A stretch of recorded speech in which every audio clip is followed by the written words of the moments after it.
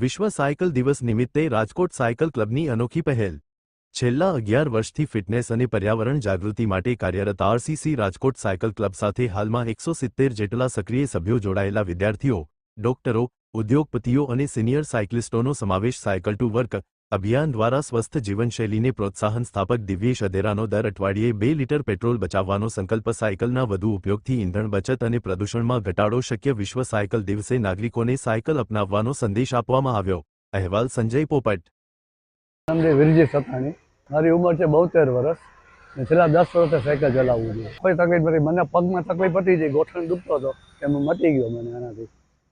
રોજ 40 કિલોમીટર ચલાવું છું, એટલે ક્યારેક 100-150 કિલોમીટર થઈ જાય છે।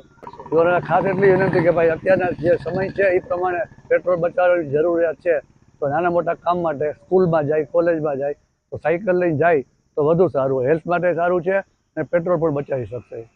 ઉલટાના ફ્રેશ થઈ ગયું, સાયકલ ના ચલાવી નથી ગમતું।